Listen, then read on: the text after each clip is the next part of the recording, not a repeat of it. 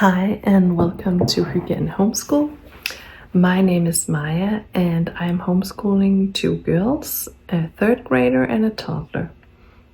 And today I am doing my very belated mid-year assessment of where we're going, what we're doing, what has worked the last 6 months, what haven't worked, what are we going to do different in 2025.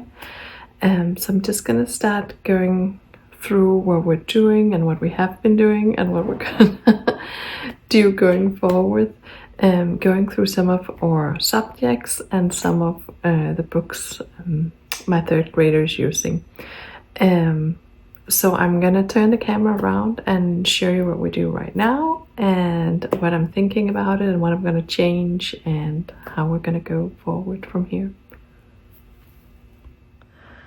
So I'm gonna start with math, and I think it's going really well. My daughter is using Beast Academy, my third grader, and online she's about halfway through level 3, which is about where I think she should be. Beast Academy, I don't know if the levels are kind of equivalent to the grades. It's more of skill based, so whenever she learns something she moves up. And I like for her to get like the tactile and get the writing through her hand. So I have hold her back a little bit in the writing, and so we're doing the online one is like our main thing, and then we're doing the writing thing a little bit every day. What I have come to think is that Beast Academy is one way of teaching math. It's a very different way from what how I learned to do math in school, so I wanted her to have something more. And I got these two books just to see different ways of solving the same problems. And we're slowly working us through these. This is every Friday she do a couple of pages in this one, and every Tuesday she does a couple of pages in these ones, and we're just gonna continue this. I feel it works really well for our math curriculum. So language arts is mostly through books we read. We get it through unit studies where she writes. We make books.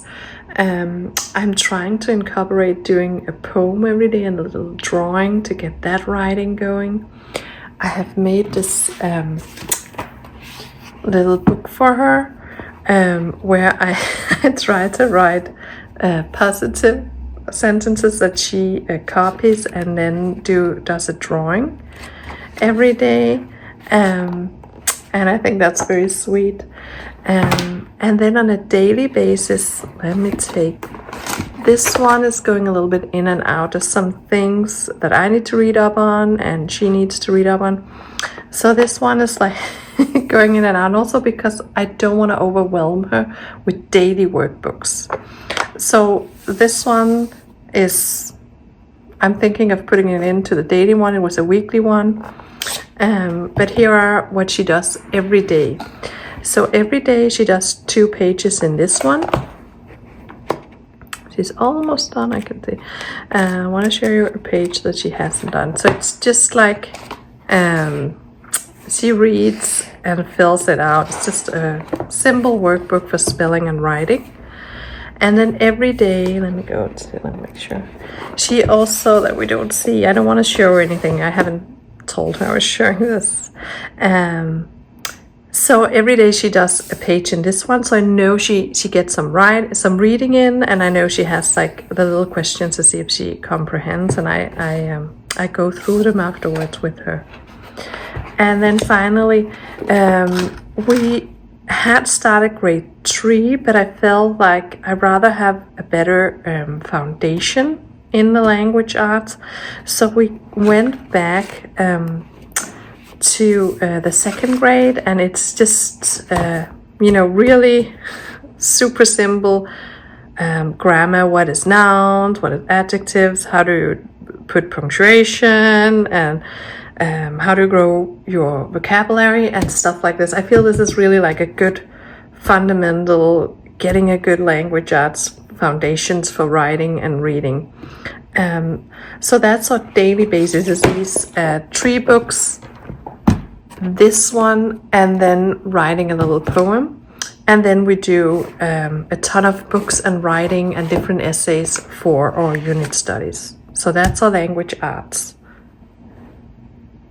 In our science, we use this one. We use it, let me see, yes, every Thursday we're opening this. So we don't do it as fast as one would hope, but we're slowly getting through it in this science. This is more my supplement, because we do unit studies, so we do a lot of science in those and a ton of experiments and hands-on, but I just like to know that we're getting through some of the curriculum that a regular 3rd grader would get through too. So I'm using this as like a book for me to see that we get through what we're supposed to. And then I have her pick also just fun experiments that she loves from this one. I think it's really good. So if you don't want to do your own unit studies and come up with all the experiments yourself, this is actually a really solid science curriculum, in my opinion. So for second language, she does this one every day. And I'm just gonna go where she is. So it's just like learning words. The problem with French is that I don't know it. I have never taken French classes. I've traveled in France, love it there, but I have never taken up the language. So I can't help. I have no idea how to pronounce it. I had to Google the alphabet, and so we could hear it pronounced. She's had a year of French through an online class, which went really well, but the problem in that class was that it was some of them came in fluently. She came out with nothing, like I couldn't even help her with her homework, and she did really well. I want to say that she learned to read some French, write some French, but I don't felt that it kind of lifted her and gave her everything that she was capable of. Before her friend, I think she's highly motivated. I also want to say that before that, when she was little, she had a friend from China, and so she took some Mandarin lessons and thought that was fun, but that was more of fun activity. It wasn't to necessarily learn it. It was more to get the grasp that other languages are completely different and they have signs instead of letters. And I think that was 4 was like a good age to kind of know that. Maybe she was 5, but like it was more, fun and games and singing some songs and hearing like a totally different language. I talked to her about what she wants to do going forward with French. Right now she just have this book to kind of keep it going. And she is very interested in doing some more Danish. I don't have anything to show right now. I have a friend who I'm gonna send me some Danish workbooks so she can get better at reading and writing in Danish. She speaks it fluently. It's a second language. It's my first language, so there I can really help her.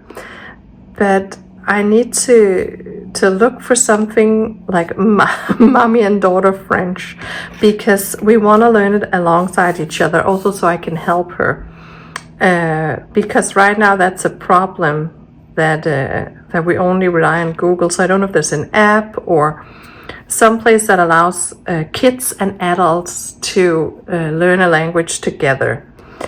But this is what we have for now for our third language, and then Danish as the second language. The books are in the mail coming over here now.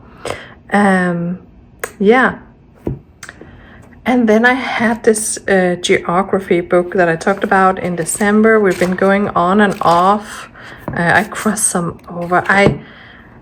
It doesn't work for us. It's not exactly what I want, and my daughter didn't really care for it too. So we've actually let the toddler play a little bit with it, and I looked into finding something else for geography. In in the spring, we're going to have a history unit study where we look at early cultures around the world. So there we're going to get that, the perspective of the world. We're going to learn about different countries in their very early times. And then I thought I haven't gone through this. We haven't started this yet. But I have this for her to learn about the 50 states. I feel then we get a little bit of geography in. The rest of the subjects like biology, science, and also the more in-depth language arts are all being taught through unit studies. We're writing, we're doing experiments, we're going deep into, different aspects. In January, we had about the body, and that was, biologies and science. We did experiments. In February, we're gonna deep dive into history. And then in March, we're gonna have biology. We're gonna do a plant and tree unit study where we're gonna dive into that. So I don't have like books for that we do every day. I don't know if this is gonna be an everyday one or like a weekend one for fun, but I just wanted to get a little bit of geography in there too. So that's geography and the rest. And then I just have 2 more books to share you. And it's just I have her do her regular workbooks every day, and then we have like some that we do together just because we think they're fun. This is a Monday and Wednesday. I just thought this was like a cute little one to do a page in sometimes together. And if we don't make it to these, we just don't do them the once a week books.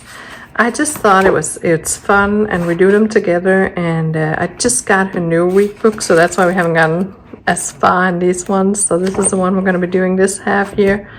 And I just thought these 2 were super cute to have as like extra to sit and be cozy together with. So that's it. That's where we're at. That's what we're doing. For myself, I hope to do a lot of watercolor, and I hope to get her into it too. We've started doing a lot of felting, so that's like our hand projects. She is doing a lot of dance. I think she takes right now 5 dance classes a week in different styles. So that's like she's really into using her body that way. And she's really taken up needle felting together with me. And I just think it's super cozy. We sit and do it together while the toddler is painting or drawing. So that's where we're at. Thank you for listening to me and for this little midway update thing, and I hope you liked the video and you could use it. Bye.